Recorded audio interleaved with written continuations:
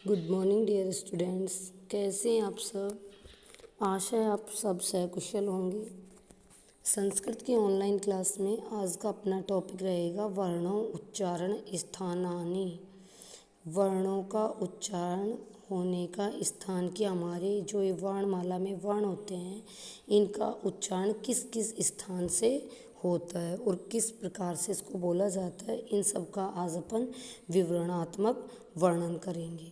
Okay, तो वर्ण आप जानते हैं सबसे छोटी इकाई, भाषा की वह सबसे छोटी इकाई जिसके टुकड़े नहीं हो सकते, आप जानते ही हैं।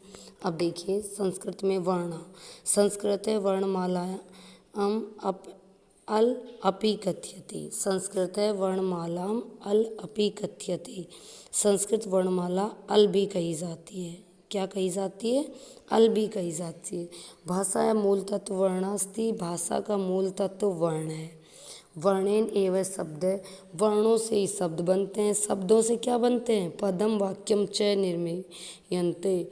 वर्णों से शब्द बनते हैं, शब्द से पद बनते हैं, पद से वाक्य बनते हैं। यहाँ आप सबको पता है ये चीज़ें, ठीक है। इसके बाद देखिए संस्कृत वर्णमाला अल भी कही जाती है। भाषा का मूल तत्व वर्ण है। वर्ण से ही शब्द, पद और वाक्य बनते हैं। संस्कृत 48 वर्णा प्रयोग भवति। संस्कृत में 48 वर्णों का प्रयोग होता है। ते मुख्यतया, इनको मुख्य रूप में कितने भागों में बांटा है? त्रियेण विभक्ता संति। 3 भागों में विभक्त किया है। कौन कौन से?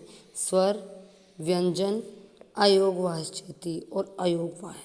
संस्कृत में 48 वर्णों का प्रयोग होता है। इनको मुख्य रूप से 3 भागों में बांटा है। कौन कौन से? स्वर, व्यंजन और अयोगवाह। ओके, सबसे पहले हम देखेंगे स्वर, ठीक है, कि स्वर कितने होते हैं। तो संस्कृत में स्वर कितने होते हैं? संस्कृत 13 स्वरा संति। संस्कृत में 13 स्वर होते हैं।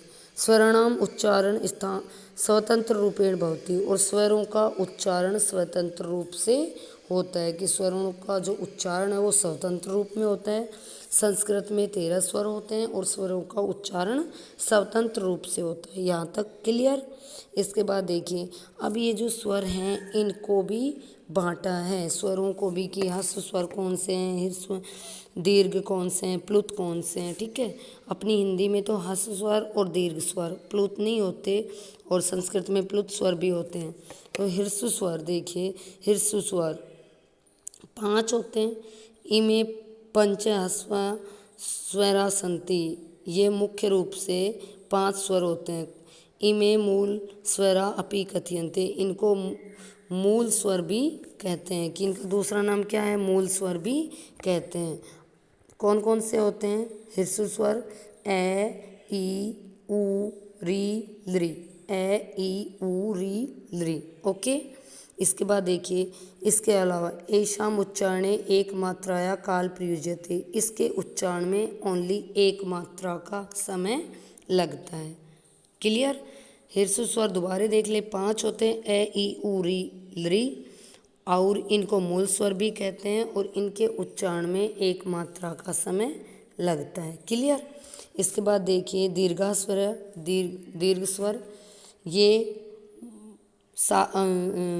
जो दीर्घ स्वर हैं ये 8 प्रकार के होते हैं। कौन कौन से होते हैं? 8 होते हैं। कौन कौन से होते हैं? आ, ई, उ, री, ए, आई, ओ, औ। देखो इसमें जैसे ए है तो इसमें आ, इसका दीर्घ। क्लियर? ई, आप दबाव देके थोड़ा लॉन्ग बोलेंगे, लंबा बोलेंगे दीर्घ स्वर को। उ, री, ए, आई, ओ, औ। क्लियर? ये 8 होते हैं, ठीक है। इमे अष्टय दीर्घा स्वरा संति। ये 8 दीर्घ स्वर होते हैं, ठीक है। एषाम उच्चारणे द्वे मात्राया काले प्रयुज्यते।